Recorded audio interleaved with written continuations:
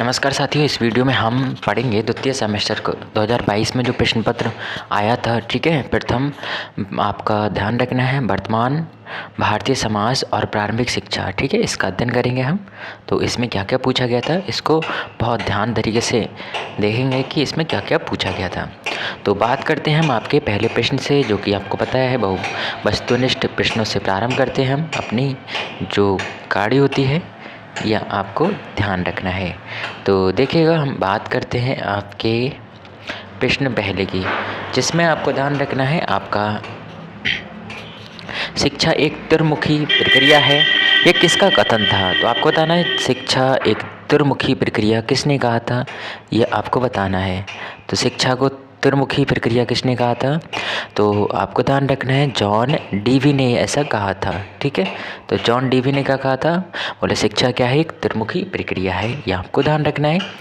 भाई हम बात करेंगे प्रश्न नंबर 2 की। तो आपको ध्यान रखना है शिक्षा का प्रमुख उद्देश्य है।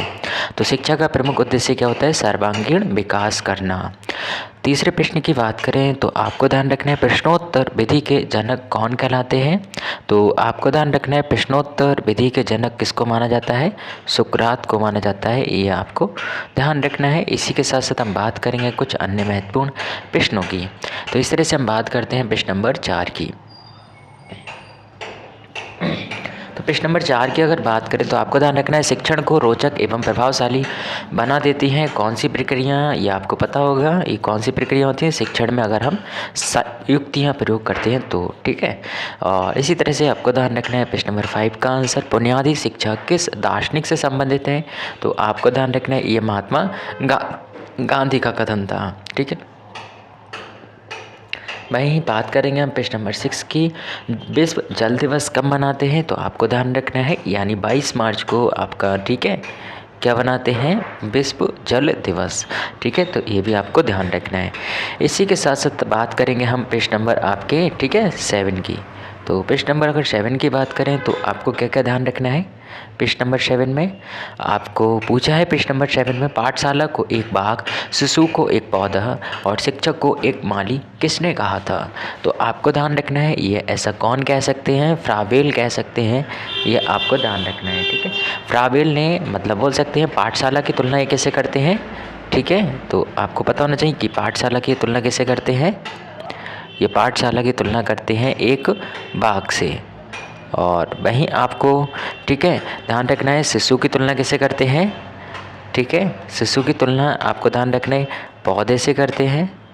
और इसी के साथ साथ आपको ध्यान रखना है एक शिक्षक की तुलना ये किससे करते हैं? मतलब उन पौधों की देखभाल करने वाला अर्थात माली। ठीक है, यह आपको ध्यान रखना है। तो माली की तुलना, ठीक है, शिक्षक माली, पाठशाला बाग और शिशु पौधा। तो ये फ्राबेल का महत्वपूर्ण कथन है, ये आपको ध्यान रखना है। इसी के साथ साथ हम बात करेंगे आपके प्रश्न नंबर 8 की। तो दीवार स्वप्न नामक पुस्तक के रचनाकार कौन है? तो आपको ध्यान रखना है दीवार स्वप्न पुस्तक के रचनाकार कौन है? आपके गीजू भाई बधेका। ठीक है, तो ये महत्वपूर्ण नाम ध्यान रखना है आपको। इस तरह से हम बात करेंगे आपके प्रश्न नंबर 9 की। तो प्रश्न नंबर 9 की अगर बात करें तो आपको ध्यान रखना है घर पर दी जाने वाली शिक्षा क्या कहलाती है? तो घर पर जो शिक्षा दी जाती है, ठीक है, उसका ना कोई निश्चित टाइम होता है ना उसमें, ठीक है, अनुशासन होता है। ये आपको ध्यान रखना है। तो ऐसी शिक्षा को क्या कहते हैं हम? अनौपचारिक शिक्षा कहते हैं। ठीक है, तो ये भी आपको ध्यान रखना है, इसको हम अनौपचारिक शिक्षा के रूप में जानते हैं। वही हम बात करेंगे आपके प्रश्न नंबर 10 की। तो प्रत्येक वस्तु जो प्राकृतिक है अच्छी है परंतु मनुष्य के हाथों में खराब हो जाती है। तो ये कथन किसका है? तो आपको ध्यान रखना है ये रूसो का कथन है। बोला कि हर वस्तु प्राकृतिक है लेकिन अच्छी है, इसके साथ मनुष्य के हाथों में पड़ते ही ये बेकार हो जाती है, खराब हो जाती है, दूषित हो जाती है। ठीक है, वही हम बात करेंगे प्रश्न नंबर 11 की। तो प्रोजेक्ट पद्धति, तो आपको ध्यान रखना है प्रोजेक्ट जो पद्धति है ये किसने कहा था? तो जो प्रोजेक्ट पद्धति है ये किसने कहा था, ये आपको ध्यान रखना है। ठीक है, इसकी प्रमुख विधि क्या मानी जाती है? प्रयोजनवाद मानी जाती है, ये आपको ध्यान रखना है। ठीक है, तो प्रोजेक्ट पद्धति यानी आपसे पूछा गया है, ठीक है, यहाँ कहा नहीं पूछा गया है, आपसे ये पूछा है कि दर्शन की प्रमुख विधि क्या है, तो आपको ध्यान रखना है प्रयोजनवाद इसकी प्रमुख विधि है। इस तरह से हम बात करेंगे प्रश्न नंबर 12 की। तो हम बात करेंगे प्रश्न नंबर 12 में, तो आपको ध्यान रखना मूल प्रवृत्ति सिद्धांत किस दर्शन पर आधारित है? तो आपको क्या ध्यान रखना है? प्रोजेक्ट पद्धति। एक तो आपको पता होना चाहिए कि जो प्रोजेक्ट पद्धति है, ठीक है, ये किस ओर संकेत करता है। और वहीं आपको ध्यान रखना है मूल प्रवृत्ति सिद्धांत। तो आपको पता होना चाहिए कि जो मूल प्रवृत्ति सिद्धांत है ये क्या है, ठीक है। तो मूल प्रवृत्ति सिद्धांत हो और या फिर आपका, ठीक है, ये किस दर्शन पर आधारित है, तो आपको ध्यान रखना है ये आपका प्रकृतिवाद पर आधारित है, ठीक है। तो प्रकृतिवाद पर यह आधारित आपका दर्शन है, ये भी आपको ध्यान रखना है। इसी के साथ साथ हम बात करेंगे आपके पृष्ठ नंबर 13 की। तो पृष्ठ नंबर अगर 13 की बात करें तो इसमें आपको ध्यान रखना है मूल्य हमारे व्यवहार को क्या करते हैं। तो मूल्य हमारे व्यवहार को क्या करते हैं, आपको ध्यान रखना है नियंत्रित करते हैं, ठीक है। तो ये भी आपको ध्यान रखना है, मूल्य हमारे व्यवहार को नियंत्रित करते हैं। और वहीं आपको ध्यान रखना है पेज नंबर 14 का आंसर, मक्तब शब्द किस स्तर की शिक्षा से संबंधित है। तो मक्तब, आपको ध्यान रखना है कि जो मक्तब आपका शब्द है ये किस स्तर की शिक्षा से संबंधित है, ठीक है। तो ये आपसे पूछा गया है, तो आपको ध्यान रखना है किस स्तर की शिक्षा से संबंधित है। तो ये ध्यान रखना है प्राथमिक स्तर की शिक्षा से संबंधित है, ठीक है। मक्तब शब्द है, ये भी आपको पता होना चाहिए। वहीं हम बात करते हैं पृष्ठ नंबर 15 की। तो पृष्ठ नंबर 15 में आपको दिखेगा, ध्यान क्या रखना है, आदर्शवाद श्रेष्ठ योगदान किस क्षेत्र में है। तो आदर्शवाद, ठीक है, आपको ध्यान रखना है आदर्शवाद यानी किस क्षेत्र में, ये आपका महत्वपूर्ण है। बार बार लिखने से आपको क्या होगा, ध्यान रखेंगे और याद हो जाएगा, ठीक है। तो आदर्शवाद श्रेष्ठ योगदान किस क्षेत्र में है, तो आपको ध्यान रखना है ये शिक्षण क्षेत्र में है, ठीक है। तो बहुत ध्यान से व सीरियस होकर अगर आप पढ़ते रहेंगे तो आपको याद रहेगा। तो ये किस क्षेत्र से है, शिक्षण विधि से है, ये आपको ध्यान रखना है। वही हम बात करेंगे आपके, ठीक है, इस तरह से हम पेज नंबर 16 की, जो कि आपका अति लघु प्रश्न होगा। तो अति लघु प्रश्नों में भी आपको ध्यान रखना है, क्या ध्यान रखना है, रूसो का जन्म कब और कहाँ हुआ था। तो आपको ध्यान रखना 28 जून 1712 को इसका जन्म हुआ था और कहाँ हुआ था, जेनेवा में हुआ था, ठीक है। तो जेनेवा में इसका जन्म हुआ था 28 जून 1712 को, ठीक है। और ये क्या था, एक दार्शनिक था, ये भी आपको ध्यान रखना है। वहीं 17 की अगर बात करें तो आपको ध्यान रखना है कि आपका सत्यम शिवम सुंदरम किस दर्शन का आधार वाक्य है, ये आपको बताना है, ये किस दर्शन का आधार वाक्य है। सत्यम सदम शिवम सुंदरम किसी वस्तु या नीति की जांच की कसौटी प्रस्तुत करने वाला वाक्य होता है। यह वाक्य कठोपनिषद, ठीक है, आपको ध्यान रखना है किससे लिया गया, कठोपनिषद से लिया गया है और ये एक आदर्शवाद दर्शन है, ये भी आपको ध्यान रखना है, ठीक है। तो आदर्शवाद दर्शन भी आपको ध्यान रखना है। और वहीं हम बात करेंगे आपके इसी तरह से पेज नंबर 18 की। तो आपको ध्यान रखना है वैश्विक तापन से आप क्या समझते हैं, संक्षिप्त में बताइए।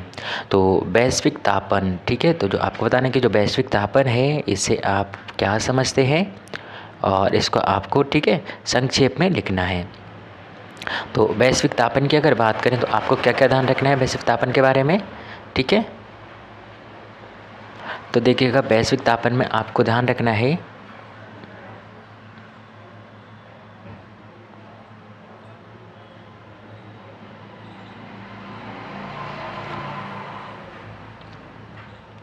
वैश्विक तापन में वृद्धि का आशय हमारी धरती के औसत तापमान में बढ़ोतरी से है।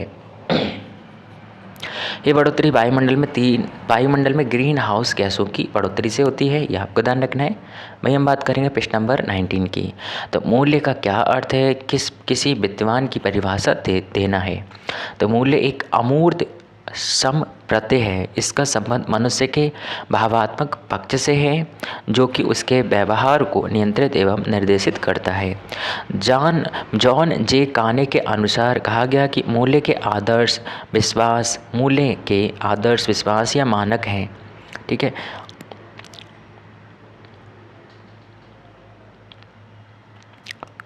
और भी आपको ध्यान रखना है मानक हैं कौन कौन, समाज या समाज के अधिकांश सदस्य ग्रहण किए हुए होते हैं, ये आपको ध्यान रखना है, ठीक है। तो काने का क्या कथन था, मूल्य के आदर्श विश्वास या मानक हैं जिन्हें समाज के अधिकांश सदस्य ग्रहण किए हुए होते हैं। तो ये कहते हैं कि मूल्य वही है जो समाज के अधिक लोग ग्रहण करते हैं, ठीक है, उसको हम मूल्य कहते हैं, ये आपको ध्यान रखना है। इस तरह से हम बात करेंगे आपके पेज नंबर 20 की। तो इसमें पर्यावरण शब्द किन दो शब्दों से मिलकर बना है? तो जैसा कि आप सब जानते हैं, पर्यावरण शब्द किन दो शब्दों से मिलकर बना होगा, कोई बता सकता है? तो आपको पता है पर्यावरण शब्द दो शब्दों से मिलकर बना है, ठीक है। तो परि प्लस आवरण, ठीक है, तो ये भी आपको ध्यान रखना है। तो बोला है किन शब्दों से मिलकर बना है, तो आपको ध्यान रखना है पर्यावरण शब्द संस्कृत भाषा के परि प्लस आवरण से मिलकर बना है, जहाँ परि का अर्थ चारों ओर तथा आवरण का अर्थ ढका हुआ होता है, अर्थात ऐसी चीज़ों का समुच्चय है जो किसी व्यक्ति या जीवधारी को चारों ओर से आवृत यानी ढका हुआ है, ठीक है, ढका हुआ रखा है, ऐसे ही बोल सकते हैं। पृष्ठ 21 की अगर बात करेंगे तो बोला स्वामी विवेकानंद जी के बचपन का नाम क्या था? तो स्वामी विवेकानंद जी का जन्म में आपको ध्यान रखना है 12 जनवरी 1863 को होता है कोलकाता में, ठीक है। और इनके बचपन का नाम नरेंद्र नाथ दत्त था, ये भी आपको ध्यान रखना है। यहाँ पर एक गलत है, सही है, तो ये दत्त है। इन्होंने हिंदू धर्म का परिचय संपूर्ण विश्व में कराया था, ये भी आपको ध्यान रखना है। संपूर्ण विश्व को हिंदू धर्म से परिचित कराया था। भाई हम बात करेंगे इसी तरह से, ठीक है, आपके पृष्ठ नंबर 22 की। तो बोला है विश्व जनसंख्या दिवस कब मनाए जाते हैं? तो सब लोग जानते हैं कि विश्व जनसंख्या दिवस कब मनाते हैं, हम 11 जुलाई को मनाते हैं। इसका उद्देश्य जनसंख्या संबंधी समस्याओं पर वैश्विक चेतना जागृत करना है और जनसंख्या दिवस का उद्देश्य विभिन्न जनसंख्या मुद्दों पर लोगों की जागरूकता बढ़ाना है, जैसे कि परिवार नियोजन, लिंग समानता, गरीबी, मातृ स्वास्थ्य और मानव तस्करी का महत्व आदि, ठीक है। ये बोल सकते हैं कि जनसंख्या इसमें हेल्प करती है। वहीं हम बात करेंगे आपके प्रश्न 23 की। तो प्रश्न अगर 23 की अगर बात करें तो आपको क्या ध्यान रखना है प्रश्न 23 में? तो शिक्षा के सार्वभौमिकरण का अर्थ बताना है आपको। तो शिक्षा के सार्वभौमिकरण से आशय बच्चों और स्थान की विशिष्ट आवश्यकता के अनुसार प्रत्येक स्थान पर शिक्षा की उपलब्धता है, यह आपको ध्यान रखना है। तो सार्वभौमिकरण का अर्थ क्या है कि बच्चों और स्थान की विशिष्ट आवश्यकता के अनुसार हर स्थान पर, ठीक है, शिक्षा की उपलब्धता हो सके, यानी हर क्षेत्र में हर वर्ग को, लिंग, जाति, ठीक है, के भेद बिना, यह आपको ध्यान रखना है। भाई हम बात करते हैं आपका बौद्ध शिक्षा क्या है।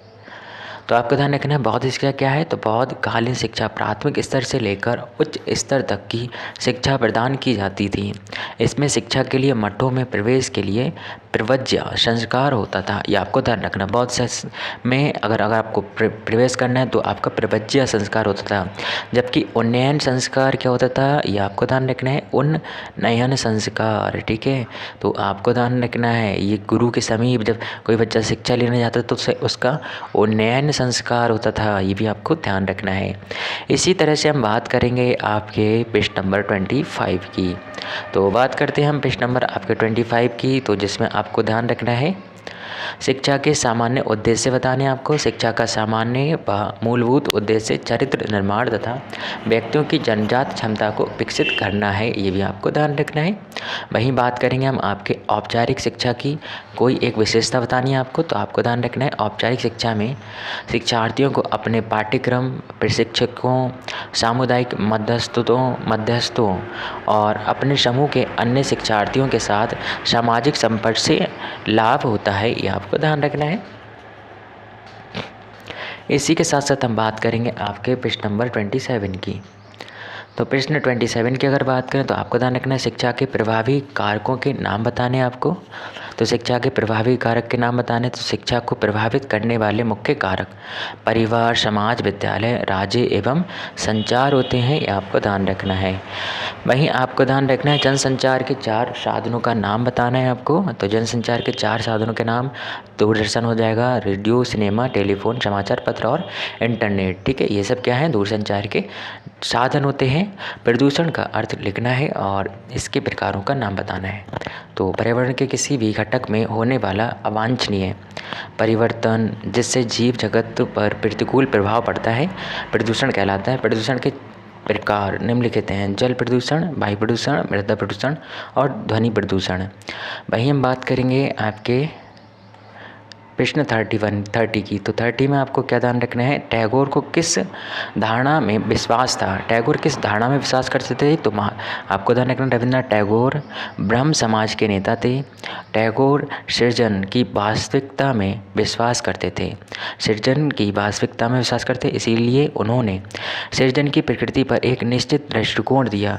सृष्टि का उनका विवरण कोमोबेश आस्तिक है, ये आपको ध्यान रखना है, ठीक है।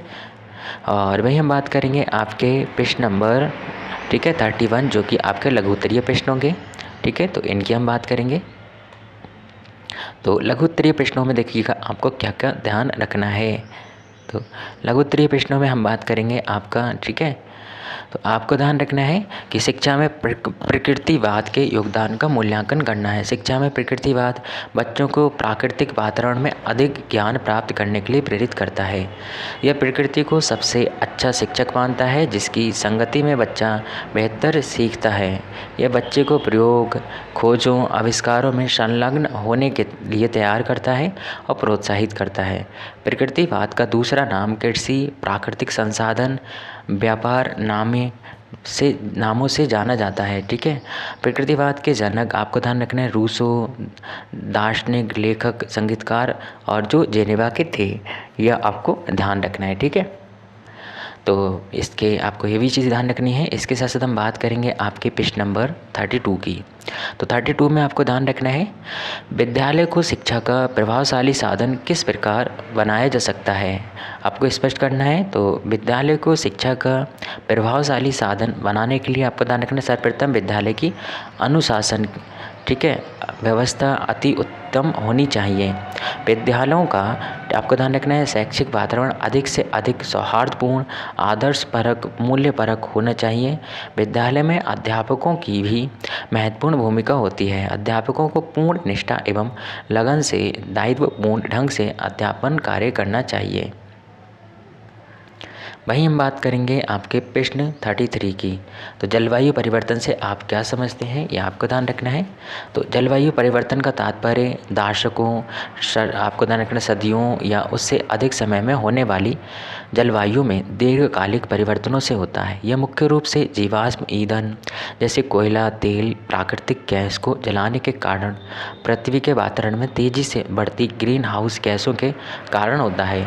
ग्लोबल वार्मिंग की वजह से धरती के तापमान में होने वाली बढ़ोतरी बारिश की औसत मात्रा में बदलाव लाती है। इससे समुद्र के जलस्तर में बढ़ोतरी हो जाती है, यह आपको ध्यान रखना है, ठीक है।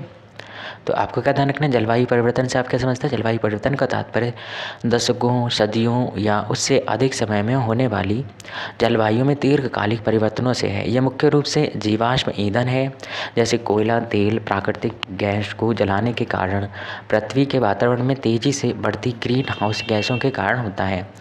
ग्लोबल वार्मिंग की वजह से आपको ध्यान रखना धरती के तापमान में होने वाली बढ़ोतरी बारिश की औसत मात्रा में बदलाव लाती है। इससे समुद्र के जलस्तर में बढ़ोतरी हो जाती है। वही हम बात करेंगे आपके शिक्षा में जनसंचार की भूमिका के बारे में आपको बताना है। शिक्षा में जनसंचार द्वारा निभाई गई सबसे महत्वपूर्ण भूमिका शिक्षा सामुदायिक विकास क्षेत्र का ज्ञान है। यानी महत्वपूर्ण भूमिका कौन निभाती है, शिक्षा और सामुदायिक विकास क्षेत्र का ज्ञान।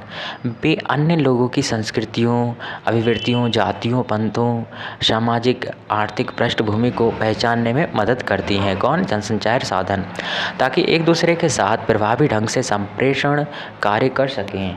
यह पूरी तरह से नए और अभिनव तरीकों से सीखने के लिए छात्रों को पुरस्कृत करके शैक्षिक प्रणाली को काफ़ी लाभ पहुंचाता है। ये भी आपको ध्यान रखना है, जनसंचार, ठीक है। इसी के साथ साथ हम बात करेंगे प्रकृतिवाद में पाठ्यक्रम किस प्रकार का होना चाहिए, वर्णन करना है। तो प्रकृतिवाद पाठ्यचर्या की रचना बालक की प्रकृति एवं रुचियों, योग्यताओं के आधार पर की जाती है। बालक की प्रकृति, ठीक है, बालक की प्रकृति एवं रुचियों, योग्यताओं के आधार पर प्रकृतिवाद में पाठ्यचर्या की रचना की जाती है। इस पाठ्यचर्या में वैज्ञानिक विषयों को प्रमुख, मानवीय विषयों को गौण स्थान दिया जाता है।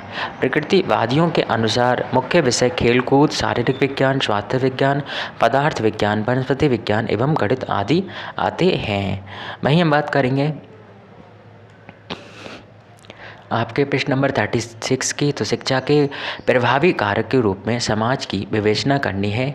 तो आपको ध्यान रखना है, समाज के प्रभावकारी कारक के रूप में शिक्षा में समाज महत्वपूर्ण भूमिका निभाता है।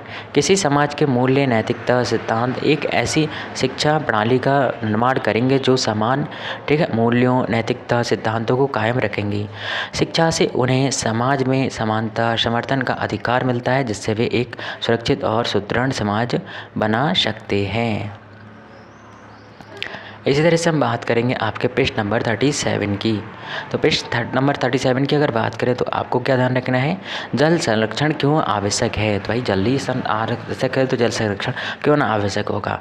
जल संरक्षण से ऊर्जा बचत होती है। जल की प्रत्येक बूंद हमारे लिए कीमती होती है, इसे बचाने का प्रयास किया जाना चाहिए। जल संरक्षण में जल के प्राकृतिक स्रोतों जैसे कि नदी, तालाब, हिमनद, वर्षा, भूमिगत जल आदि को रखा जाता है, जिनका रख रखाव और संरक्षण अति आवश्यक होता है। औद्योगिकरण एवं शहरीकरण के कारण कुओं और तालाबों में लगातार कमी हुई है और भूमिगत जल का स्तर भी गिरा है, जो भविष्य में जल संकट का कारण बनेगा और बन सकता है। और आपका ध्यान रखना है, जल संकट से बचने के लिए हमें जल संरक्षण की आवश्यकता पड़ेगी, ठीक है, यह आपको ध्यान रखना है। वहीं हम बात करेंगे 38 की। तो मॉन्टेसरी पद्धति के अनुसार, ठीक है, आपको बताना है कि मॉन्टेसरी पद्धति की क्या विशेषता है, इसके सिद्धांत की आपको विवेचना करनी है। तो मॉन्टेसरी की दो बुनियादी सिद्धांत हैं। पहला, बच्चे और विकासशील वयस्क, ठीक है। तो पहले क्या रखते हैं, बच्चे को, दूसरा रखते हैं विकासशील वयस्क। आपको ध्यान रखना है, पहले बच्चे और विकासशील वयस्क अपने परिवेश के साथ बातचीत के माध्यम से मनोवैज्ञानिक आत्म निर्माण में संलग्न होते हैं। दूसरा ये विषय रखते हैं, विशेष रूप से 6 साल की उम्र तहत बच्चों का मानसिक विकास का एक सहज रास्ता होता है। मतलब मॉन्टेसरी पद्धति की जो सिद्धांत वो कहते हैं कि दो सिद्धांतों में बांट सकते हैं हम, दो विवेचनाओं में बांट सकते हैं। पहले कि बच्चे और विकासशील वयस्क को ये अपने परिवेश के साथ, मतलब अपने परिवेश का मतलब है अपने चारों ओर के साथ बातचीत के माध्यम से जो मनोवैज्ञानिक आत्म निर्माण होता है, ठीक है, उसमें ये विश्वास करते हैं। वहीं दूसरा ये विश्वास करते हैं कि विशेष रूप से जो 6 साल की उम्र के तहत जो बच्चे आते हैं उनके मानसिक विकास का एक सहज रास्ता मानते हैं, ठीक है। तो ये आपको ध्यान रखना है, इनके जो सिद्धांत हैं। वहीं हम बात करेंगे आपका प्रश्न 39 की। तो औपचारिक शिक्षा एवं अनौपचारिक शिक्षा में क्या अंतर है। औपचारिक शिक्षा और अनौपचारिक शिक्षा में अंतर की बात करें तो पहला अंतर ध्यान रखना है, औपचारिक शिक्षा का क्षेत्र विस्तृत होता है जबकि अनौपचारिक शिक्षा का क्षेत्र सीमित होता है। वहीं आपको ध्यान रखना है, ठीक है, औपचारिक शिक्षा का उद्देश्य सामान्य एवं आदर्शात्मक होता है जबकि अनौपचारिक शिक्षा का उद्देश्य वास्तविक, विशिष्ट और समय अनुसार होता है, ठीक है, आपको ध्यान रखना है। वहीं हम बात करें औपचारिक शिक्षा वर्तमान, अतीत एवं भावी जीवन की तैयारी है और जबकि अनौपचारिक शिक्षा वर्तमान पर अधिक जोर देती है। अतः औपचारिक और अनौपचारिक शिक्षा एक दूसरे से पूरक हैं। अतः अन्य शब्दों में कहा जा सकता है कि एक के बिना दूसरा की सफलता संभव नहीं होती है, ठीक है। वहीं हम बात करेंगे आपके 40 की। तो सामाजिक एवं सांप्रदायिक सौहार्द क्यों आवश्यक होता है। तो आपको ध्यान रखना है, जाति, पंथ, संप्रदाय से ऊपर उठकर सभी का धर्म की सद्भावना मन में बैठोए, ठीक है। ऐसा वातावरण अगर हम हमारे देश में तैयार करेंगे और जिससे कि क्या होगा, हमारे देश में सौहार्दपूर्ण की भावना बढ़ेगी, ठीक है। इससे पूरे देश में सद्भावना का वातावरण बनेगा और इससे लोगों में अपनी घृणा समाप्त करने की क्षमता पैदा होगी, आपसी प्रेम बढ़ेगा, एकता और भाईचारा को बहुत ज़्यादा बढ़ावा मिलेगा और अपने समुदाय के प्रति एक मजबूत लगाव होगा। यह किसी का अपना धर्म, क्षेत्र या भाषा हो सकता है। समुदाय से मतलब यहाँ पर, ठीक है, किसी व्यक्ति का अपना धर्म, जाति, ठीक है, यह आपको ध्यान रखना है। इसी के साथ साथ हम बात करेंगे, ठीक है, नेक्स्ट प्रश्न पत्र की। तो आज का सेशन आपको कैसा लगा है ये आप ज़रूर कमेंट बॉक्स में बताइएगा। तब तक के लिए धन्यवाद, नमस्कार।